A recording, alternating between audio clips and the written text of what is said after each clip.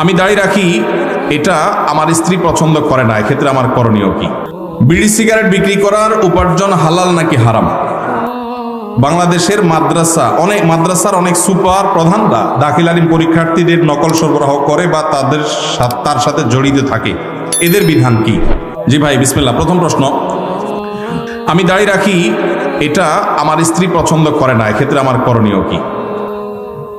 যাদের দাড়ি রাখলে তাদের বউ অপছন্দ করে, তারা বউকে জিজ্ঞাসা করবেন, আমি দাড়ি রাখলে তোমার আসলে অসুবিধাটা কি? তখন স্ত্রী বলবে, তোমার দাড়ি রাখা, দাড়ি চাল অবস্থা দেখলে তোমার চাচার মতো লাগে, আমার ভাল লাগে না। এটা তো বলবে যে তোমার মুখে দাড়ি থাকলে আমার কাছে ভাল লাগে না, হুজুর হুজুর লাগে, চাচা চাচা লাগে। এটা যদি বউ বলে, তখন বউকে বলবেন, ঠিক আছে, তোমার ভালো লাগে না, এটার প্রতি শ্রদ্ধা রেখে আমি দাড়ি চেঁচে ফেলবো, শেভ করে ফেলবো।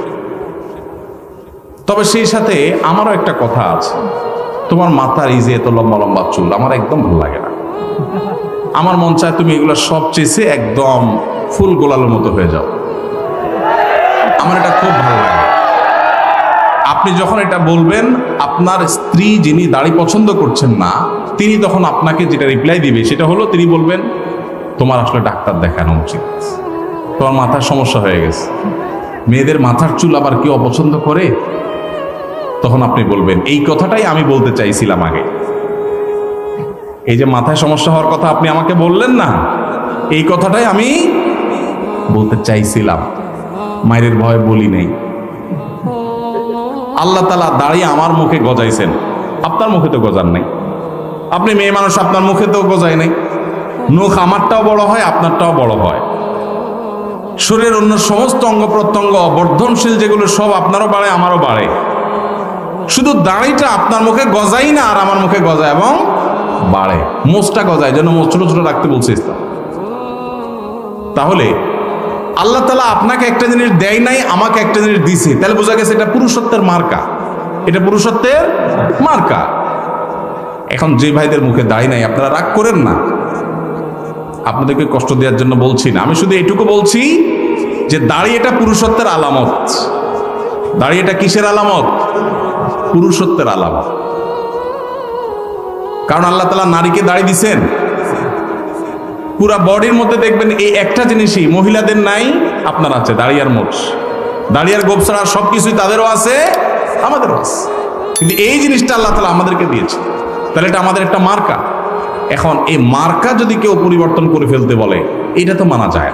এটা কি মানা যায়? কোনো মহিলার কাছে যদি পুরুষের দাড়ি ভালো না লাগে, তাহলে এইটা কি আসলে মহিলা নাকি হিজড়া? এইটা নিয়ে প্রশ্ন তোলার সুযোগ আছে, এটা নিয়ে প্রশ্ন তোলার সুযোগ আছে। কারণ মহিলা হইলে তো বিপরীত লিঙ্গের প্রতি টান থাকার কথা, মহিলা হইলে তো পুরুষের মুখে দাড়ি দেখে তার ভালো লাগার কথা, কারণ আল্লাহ তাআলা ওইভাবেই দিয়েছেন পুরুষকে। ভাইরা আমার, যেই মেয়ে আপনার দাড়িকে পছন্দ করবে না, আপনি ওই মেয়ে কি দুঃখে বিয়ে করতে যাবেন? দেশে কি মেয়ের তল পড়ছে নাকি, অভাব পড়ছে নাকি? আল্লাহ তাআলা আমাদের বোনদের রুচিগুলোকে ইসলামের সাথে সঙ্গতিপূর্ণ রুচি করার তৌফিক দান করুন। আল্লাহ তাদেরকে ভালো উন্নত রুচি দান করুন। আমাদের যেসব ভাইদের মুখে দাড়ি নেই, আল্লাহ ভাইদের মুখে দাড়ি দান করে দিন। আর যাদের মুখে দাড়ি আছে, শুধু দাড়ি থাকলেই যে খাঁটি মুসলমান হয়ে গেছে সেটা না, তাদের আখলাক আমল সবকিছুকে আল্লাহ ঠিক করার তৌফিক দান করুন। এটার কেনা বেচা করাও ইসলামে যে জিনিসটা খাওয়া, পান করা, ব্যবহার করা নিষেধ, সেটার বেচা কেনা করাটাও। দোকানদার নিজে লম্বা দাড়িওয়ালা নামাজি মানুষ, হাজি সাহেব মানুষ, নিজে বিড়ি সিগারেট খায় না, নিজের 14 গোষ্ঠীও খায় না, কিন্তু বেচে, তাহলে তার উপার্জন হালাল হবে। এখন প্রশ্ন হলো, একটা দোকানে অনেক আইটেম আছে, একটা নাজায়েজ বা গুনাহের আইটেম বেচার কারণে সবগুলো যে হারাম হয়ে যাবে তা না। এটা বিক্রি করে যে লাভ করছে ওইটা নাজায়েজ হবে, বাকি যেগুলো হালাল আছে, চাল ডাল বিক্রি করছে সেগুলো হালাল হবে। অবশ্য চাল ডাল বিক্রি করলেই যে হালাল হবে এমন না, যদি দেশি মশারের সাথে ইন্ডিয়ান মশারে মিশায় বিক্রি করেন, হালাল হবে না হারাম হবে? আইটেম হালাল হলেও 2 নম্বরই করার কারণে উপার্জনটা হারাম হয়ে যায়। তো এই জন্য যারা মুদি দোকানদারি করেন তারা বলবেন, ভাই তাহলে বিড়ি সিগারেট ছাড়া তো দোকান চলে না, কি করব? এটাই তো আপনার চ্যালেঞ্জ। আল্লাহর জন্য আপনি স্যাক্রিফাইসটা কি করলেন? কিয়ামতের ময়দানে আল্লাহর কাছে জান্নাত চাইবেন কোন মুখে? এইটাই তো স্যাক্রিফাইস। এই স্যাক্রিফাইসের বিনিময়ে তো জান্নাত আশা করবেন। আপনি আল্লাহর জন্য হারাম জিনিস বিক্রি করলেন না, দোকানে লেখা দিলেন, ভাই আমি এই যে আমাদের মুসলমানদের রক্ত চোষা যারা, তাদের জিনিস রাখি না, বিড়ি সিগারেট রাখি না, ধূমপান আইটেম রাখি না, এগুলো এই দোকানে বিক্রি করা হয় না, লেখা টাঙ্গায় দিছেন। এতে কিছু বিড়িখোর, সিগারেটখোর, গাঞ্জাখোর কাস্টমার কমবে, এতে আপনার টাকা ক্যাশে একটু কম আসবে। ওই টাকা যদি আসতো ওইটা এমনিই বরকত নষ্ট করে দিত। ওই বেবরকতি গাঞ্জাখোর আর বিড়িখোর, সিগারেটখোরের টাকা না আসলে আপনার আল্লাহ তাআলা না খাওয়া মারবে না ইনশাআল্লাহ। এর জন্য হিম্মত দরকার হয়, হিম্মত।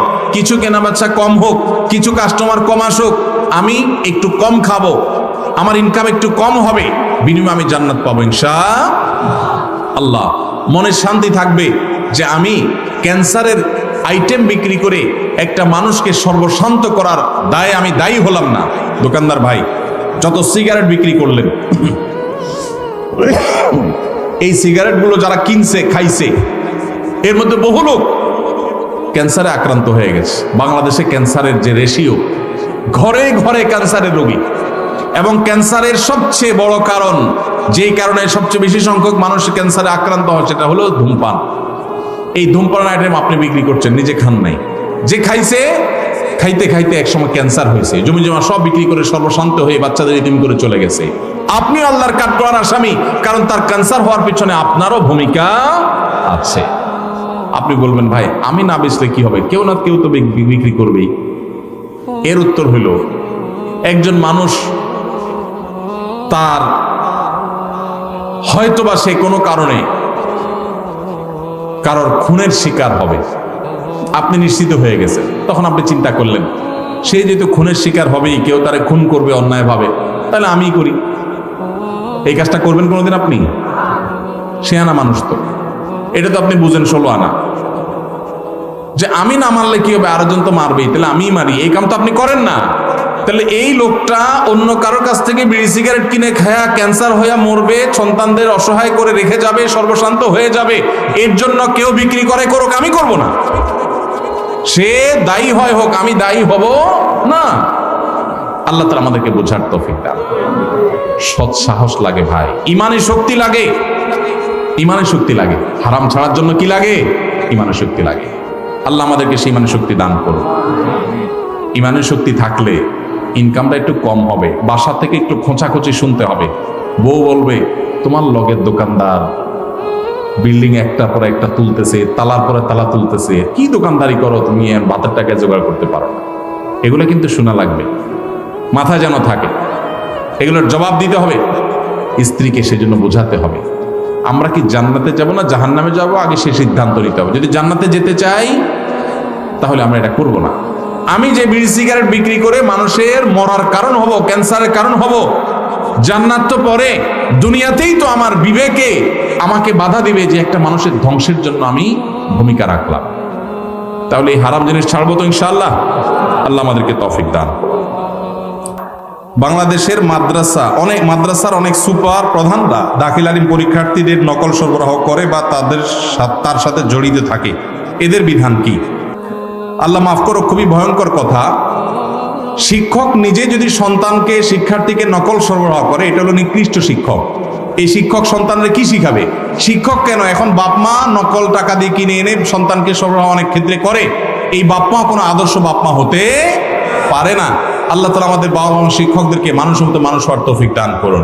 যে প্রতিষ্ঠানের শিক্ষক বা শিক্ষা প্রতিষ্ঠান প্রধান এরকম 2 নম্বর কাজ করে, সেই প্রতিষ্ঠানের সন্তান পড়াবেন না, সেখান থেকে সন্তান মানুষ হবে না, ডাকাত হবে, অমানুষ হবে বা খারাপ জিনিস শিখবে।